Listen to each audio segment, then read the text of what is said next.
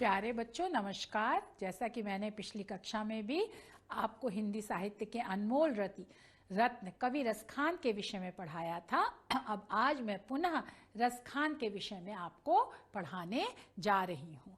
रसखान के सवैये और कवित्व। रसखान ये आपको दिख ही रहे हैं, है ना, ये क्योंकि शाही खानदान से संबंधित है तो ये उनकी शाही खानदान से संबंधित छवि है। फिर जब वो भक्त हो गए, रसखान हो गए, है ना, तो तब उनकी जो मनोदशा थी और उनके जो आराध्य थे उन सबको देखते हुए यह छवि प्रस्तुत की गई है। तो आप उनकी भक्ति की तन्मयता को, मग्नता को देख सकते हैं और अनुमान लगा सकते हैं कि उनकी भक्ति कितने उच्च स्तर की थी, कितने सर्वोत्कृष्ट स्तर पर पहुंची हुई थी और वो कितने भावुक कवि थे, कितने भावुक भक्त थे। ये इन चित्रों को देख करके आपको अच्छी तरह से समझ में आ रहा होगा। और एक बार फिर हम उनका संक्षिप्त जीवन परिचय दे देते हैं कि उनका मूल नाम सैयद इब्राहिम था और बाद में भक्ति भाव के कारण, भक्ति रस के कारण क्या है बेटा, उनका नाम रसखान हो गया। वो वास्तव में रस की खान थे बेटा। उनका जितना भी काव्य पढ़िए ऐसा लगता है कि भक्ति के रस में हम डूबे जा रहे हैं। जैसे सोने की खान में से सोना निकलता ही जाता है, निकलता ही जाता है, ऐसे ही उनके भक्ति रस की खान में से श्री कृष्ण के प्रति भाव रस की धारा निरंतर प्रवाहित ही होती जाती है, प्रवाहित। उसमें कहीं ऐसा लगता है कि कहीं विराम या विश्राम है ही नहीं। वो श्री कृष्ण की भक्ति में आकंठ डूब गए हैं। फिर उनका जन्म अनुमानतः 1533 ईस्वी, जन्म स्थान दिल्ली, भक्ति कृष्ण भक्ति, गुरु उनके गोस्वामी विट्ठल नाथ जी थे, है ना। और उन उपलब्धि में पहली और इससे पहले वाली कक्षाओं में भी बता चुकी हूँ और अभी भी मैंने बताया कि उन्हें रसखान की उपाधि दी गई। उनकी रचनाएं सुजान रसखान है और प्रेम वाटिका है। भाषा ब्रज है, शैली साफ सुथरी उच्च कोटि की, है ना, परिमार्जित है। मृत्यु 1618 ईस्वी में हुई और मृत्यु का स्थान उनका ब्रज था। साहित्य में कृष्ण भक्ति काव्य में उनका अत्यधिक महत्वपूर्ण स्थान है, हृदय स्पर्शी स्थान है। उनके भक्ति संबंधी जो काव्य हैं वो आपके दिल में अपनी छाप छोड़ जाते हैं। इसीलिए क्या है बेटा, कहा जाता है कि कृष्ण भक्ति का काव्य में अत्यंत उन्होंने मार्मिक चित्रण किया है।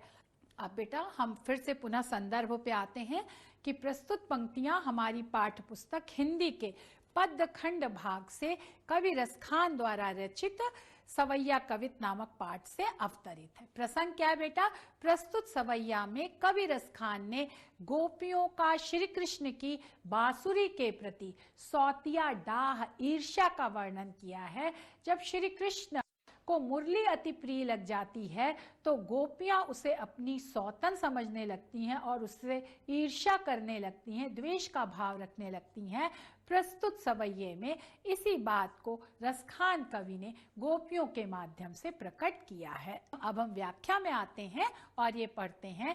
कान भये बस बांसुरी के, अब कौन सखी हमको चई है, निसदौस रहे संग साथ लगी, यह सौतिन ताप क्यों सही है, जिन मोहि लियो मन मोहन को, रसखानी सदा हमको दई है, मिली आओ सबे सखी भागी चले, अब तो ब्रज में बांसुरी रही, है ना। ये बात आपको समझ में आ रही होगी। कान मतलब भगवान श्री कृष्ण, भय मतलब हो गए हैं, बस मतलब वश में, बांसुरी के, वंशी के, वेणु के। अब इस समय कौन, कोई भी, हे सखी, हे सजनी, हमको, हम लोगों को चाहिए मतलब चाहेगा।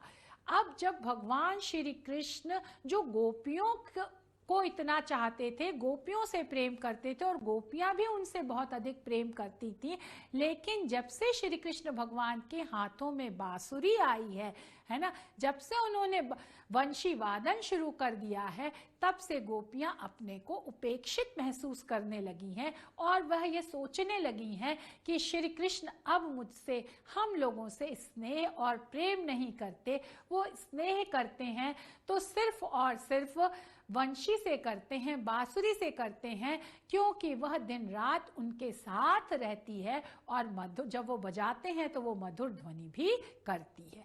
निसदौस, निसदौस मतलब रात दिन निस मतलब रात, दौस मतलब दिन, रहे मतलब रहती है, संग साथ लगी, साथ साथ हमेशा बांसुरी को श्री कृष्ण भगवान अपने साथ लिए रहते हैं, या तो बजाते हैं, नहीं अपने कमर में जो वस्त्र बांधते हैं उसमें खोसे रहते हैं। तो यह सौतिन का है ना, ये सौतेला भाव जो है, ताप जो है, जो दुख है, क्यों सही है, हम लोग क्यों सहें इसको, क्यों सहें, है ना सही है मतलब सहना, हम इसको क्यों सहें, हम ये सौतेलेपन का जो दुख है ना, जो परेशानी है, वो हम नहीं सह सकते हैं, क्योंकि श्री कृष्ण तो सिर्फ हमारे ही हमारे हैं, हम उन्हें किसी और दूसरे का होता हुआ नहीं देख सकते, क्योंकि इस बांसुरी ने क्या किया है, जिस बांसुरी ने मोह लिया है, आकर्षित कर लिया है,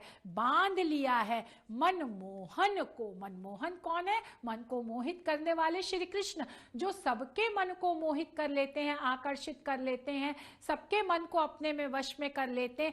ऐसे मनमोहन को किसने अपने वश में कर लिया है, किसने अपने आकर्षण में बांध लिया है, वह कौन है, वह बांसुरी है। उसने श्री कृष्ण को अपने माधुर्य में, अपनी मोहकता में बांध लिया है, अपने वश में कर लिया है। रसखान कवि कहते हैं सदा हमको दही है, वो सदा हमेशा हमको दहिए, हमको मतलब हम लोगों को, दहिए मतलब जलाती है ना, क्योंकि यहाँ पर ईर्ष्या का भाव है, इसलिए गोपियां को ये लगता है कि श्री कृष्ण बंसी से अधिक प्यार करते हैं, बांसुरी को अधिक चाहते हैं, तो उनसे यह सहा नहीं जाता है, तो उस वियोग के, स्नेह के वियोग की अग्नि में उन गोपियों का मन हमेशा क्या है, जलता रहता है, हमेशा व्याकुल रहता है, हमेशा परेशान रहता है, अपनी जगह वह बांसुरी को देख नहीं पाती हैं।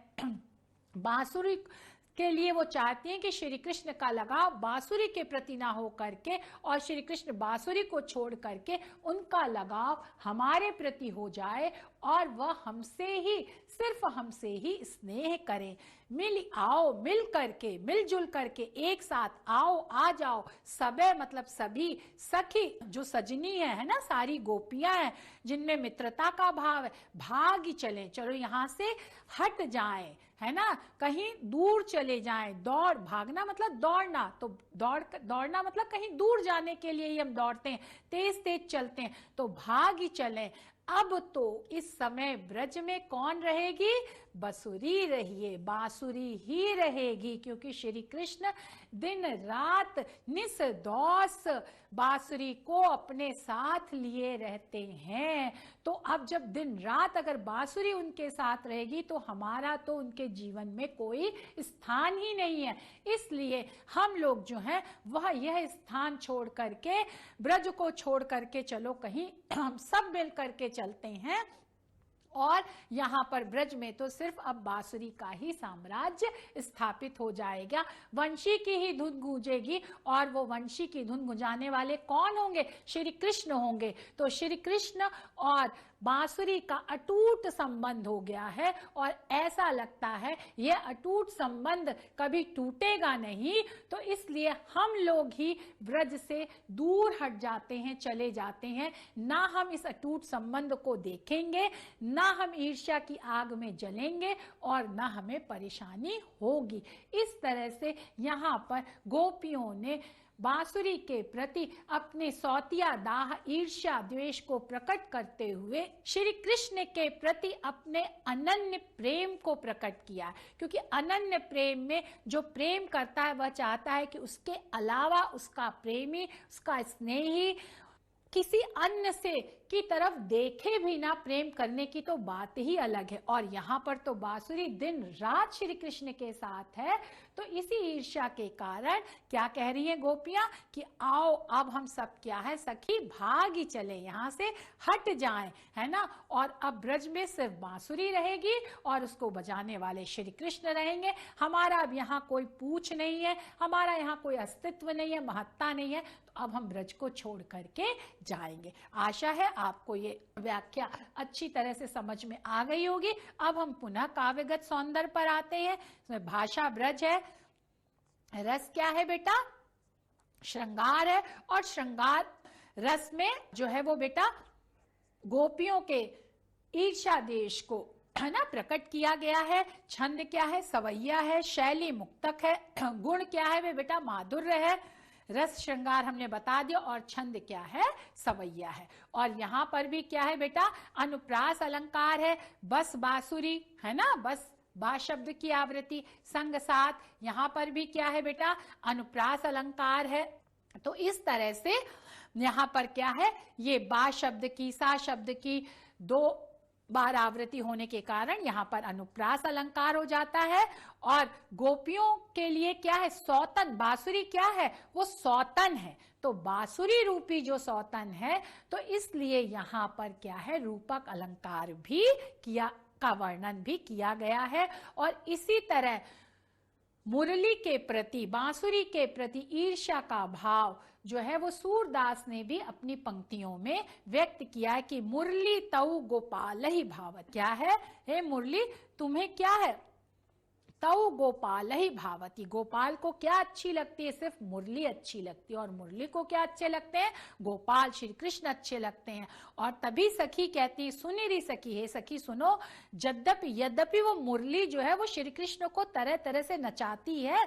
मतलब जब श्री कृष्ण भगवान मुरली बजाते हैं तो उनकी जो भाव भंगिमा है और उनका जो शरीर है उसकी क्या है? वो बदल जाती। कहते हैं 3 तरफ से क्या हो जाते हैं? भगवान टेढ़े हो जाते हैं और उनके नेत्र जो हैं वो तिरछे हो जाते हैं। तो इसी बात को लक्ष्य करके गोपियां कहती हैं कि यद्यपि मुरली श्री कृष्ण को तरह तरह से नचाती है, लेकिन फिर भी श्री कृष्ण को मुरली प्रिय है और मुरली को श्री कृष्ण प्रिय है।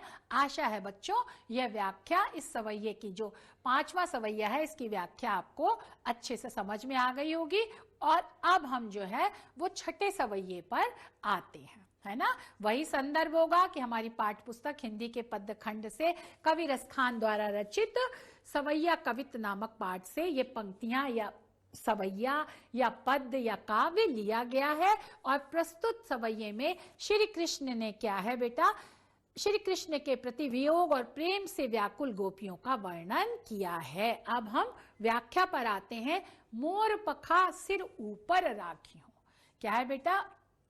एक गोपी जो है वो कहती है दूसरी गोपी से कि जैसे भगवान श्री कृष्ण मोर के पंख को अपने मस्तक पर मुकुट की तरह धारण करते हैं, वैसे ही हम मोर के पंख को अपने मस्तक पर राखियों मतलब धारण करेंगे, रखेंगे, है ना।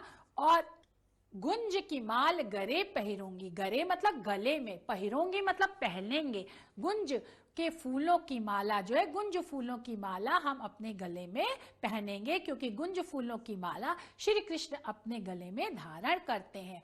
ओढ़ पीतांबर लय लकुटी, और पीले रंग का वस्त्र जो है वो हम ओढ़ेंगे, उससे अपना शरीर ढकेंगे, है ना, अपना उत्तरीय बनाएंगे। और लकुटी लकड़ी लेकर के, लाठी लेकर के वन में गोधन ग्वारन, गोधन गायों के साथ, ग्वारों के साथ फिरूंगी। फिरूंगी मतलब घूमूंगी।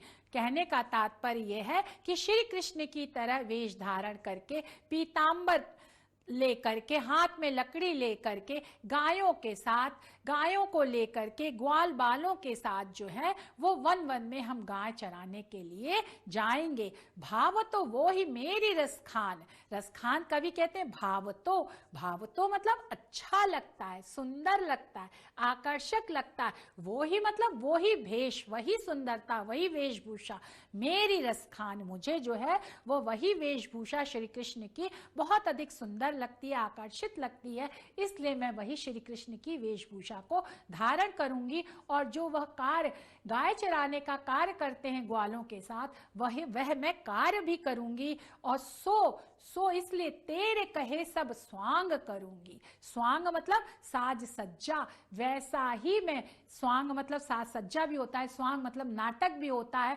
क्योंकि ये गोपी श्री कृष्ण के का स्वांग कर रही है, श्री कृष्ण की वेशभूषा साज सज्जा को धारण कर रही है और वही कार्य कर रही है, इसलिए यहाँ पर कवि ने स्वांग शब्द का प्रयोग किया है। तो वैसा ही मैं स्वांग करूंगी, वैसा ही साज सज्जा करूंगी और वैसे ही कार्य करूंगी जैसा श्री कृष्ण करते हैं। श्री कृष्ण का गोपी के प्रति इतना अधिक आकर्षण है। या मुरली मुरलीधर की, और मुरली को धारण करने वाले कौन है? श्री कृष्ण भगवान है। तो ये श्री कृष्ण भगवान का पर्यायवाची है।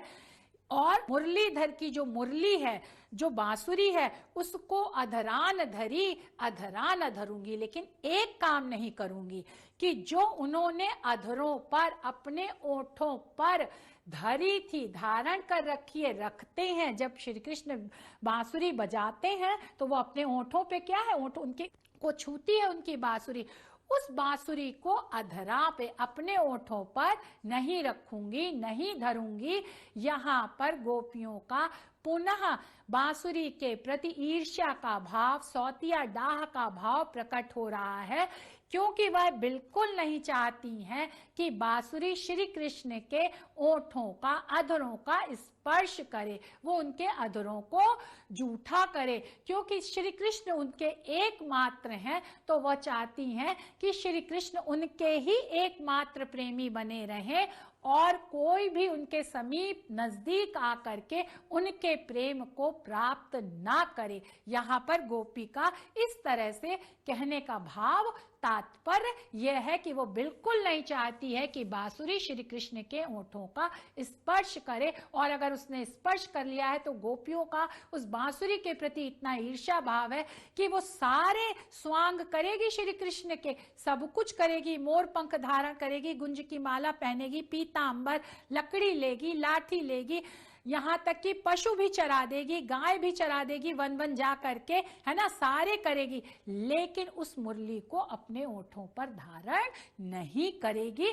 यहाँ पर गोपी का श्री कृष्ण के प्रति प्रेम जो है वो चरमता पर है ना, अत्यधिक है, अनन्य है, इसीलिए उसके अंदर इस तरह का ईर्ष्या भाव उत्पन्न हो रहा है। अब काव्यगत सौंदर्य पर आते हैं बेटा। भाषा ब्रज है, शैली वही मुक्तक है, क्योंकि यहाँ पर ये जो छठा सवैया है, पद्यांश है, इसका पांचवें पद्यांश से कोई भी संबंध नहीं है, पूर्वापर संबंध नहीं है। गुण माधुर्य है, जब आप इसको पढ़ते हैं, इसका रस लेते हैं तो मधुरता का भाव आपके अंदर उत्पन्न होता है।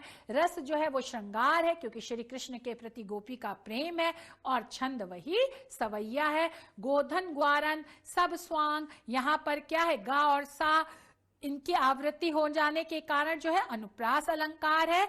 और मुरली मुरलीधर में क्या है बेटा, अधरान धरी अधरान धरूंगी, है ना, होठों पर और अधरा, बांसुरी, एक ही पंक्ति में समान शब्दों का दो बार प्रयोग हुआ है, परंतु उनके क्या हैं, अर्थ अलग अलग हैं, इसलिए यहाँ पर यमक अलंकार की व्यंजना की गई है। ये बात आशा है, ये अभी तक हमने आपको रसखान के सवैये पढ़ाए, ये 6 सवैये थे। अब हम एक कवित्त है, वह कवित्त हम आपको पढ़ाने जा रहे हैं। जैसा कि हमने आपको बताया है कि ये सवैया और कवित्त वार्णिक छंद के प्रकार हैं, है ना। तो एक सवैया, अब ये वार्णिक छंद का दूसरा उदाहरण जो है, जो कवित्त के रूप में आपके सामने प्रस्तुत है ना। संदर्भ वही प्रस्तुत पंक्तियां हमारी पाठ पुस्तक हिंदी के पद्यखंड भाग से कवि रसखान द्वारा रचित सवैया कवित्त नामक पाठ से ली गई है। प्रसंग, प्रस्तुत कवित्त में रसखान ने सायकाल में श्री कृष्ण के वन से लौटते हुए उनके सौंदर्य के अत्यंत मनोहर रूप को क्या किया है, चित्रित किया है, प्रकट किया है। अब कवित्त, गोरज विराजे भाल लहलही बनमाल, आगे गैया पाछे ग्वाल, गावे मृदु बानिरी, तैसी धुनि बांसुरी की मधुर मधुर, जैसी बंक चितवनी मंद मंद मुस्कानिरी, कदम विपट के निकट तटनी के तट, अटाचड़ी चाही पीत पट फहरानिरी, रस बरसावे तन तपनी बुझावे रे, रिझावे वह आवे रस खानिरी। तो क्या है बेटा, अब हम इसकी व्याख्या कर रहे हैं। गोरज विराजे, गोरज एक टीका होता है, सुगंधित टीका होता है ना, तो उसे क्या बोलते हैं, गोरज। गोरज टीका, विराजे सुशोभित हो रहा है, भाल मतलब मस्तक पर, लह लही लहलहा रही है, सुशोभित हो रही है। वन माला, वन के फूलों की जो माला है बेटा, जो प्राकृतिक पुष्प हैं उनकी माला जो है वो श्री कृष्ण के गले में सुशोभित हो रही है। आगे आगे गैया, आगे आगे क्या है बेटा, गायें जा रही हैं, और उनके पीछे पीछे क्या है, ग्वाल बाल जा रहे हैं। पाछे मतलब पीछे, ग्वाल बाल, गावे मतलब गा रहे हैं, मृदु मतलब कोमल, बानी मतलब आवाज, वाणी में, तैसी धुनी, और जैसे ग्वाल बाल मधुर ध्वनि में गा रहे हैं वैसे ही उनके पीछे, तैसी मतलब वैसी ही, धुनी मतलब आवाज है ना, बांसुरी की मधुर मधुर मीठी मीठी, वैसे ही श्री कृष्ण भगवान जो है वो मधुर मधुर ध्वनि में बांसुरी बजा रहे हैं। और बांसुरी बजाने के साथ ही साथ बंक मतलब टेढ़ी, चितवनी मतलब देखना, वो क्या है, टेढ़ी टेढ़ी निगाहों से देख रहे हैं। टेढ़ी निगाहों को क्या है, सुंदरता का प्रतीक माना जाता है, चंचलता का प्रतीक माना जाता है। तो यहाँ पर सौंदर्य भी है और चंचलता भी है, इसलिए श्री कृष्ण की सुंदरता और अधिक बढ़ गई है। और मंद मंद मुस्कानी री, वह धीरे धीरे क्या है, मुस्कुरा रहे हैं। कदम विटप, कदम मतलब कदम्ब का वृक्ष, कदम्ब है ना, विटप मतलब वृक्ष के निकट समीप, तटनी के तट, तटनी मतलब यमुना नदी के किनारे, तटनी नदी का पर्यायवाची है, तट मतलब किनारे। अटा चढ़ी, अटा मतलब ऊपर चढ़ करके, अटारी पर चढ़ करके, है ना। चढ़ी, चाही पीत पट, क्या चाह रहे हैं, पीले, पीत पट मतलब पीले रंग का वस्त्र जो है वो फहरा रहे हैं, हिला रहे हैं, दिखा रहे हैं भगवान श्री कृष्ण ऊपर चढ़ करके कि मैं यहाँ पर हूँ, है ना, मुझे यहाँ पर दो। पीले वस्त्र का वो संकेत दे रहे हैं कि मैं यहाँ पर हूँ। रस बरसावे, और जब सारे ग्वाल बाल उनकी ओर देखते हैं तो ऐसा लगता है, उनके सौंदर्य का रसास्वादन करके ऐसा लगता है कि मानो उनकी सुंदरता जो है वो रस का बरसा रही है, मतलब उसका सुंदरता का प्रवाह जो है वो आता जा रहा है उनकी तरफ। उनकी सुंदरता को देख करके सारे ग्वाल बाल मुग्ध हो गए हैं, मग्न हो गए हैं। वो अपने सौंदर्य रस का पान श्री कृष्ण जो है वो सारे ग्वाल बालों को करा रहे हैं।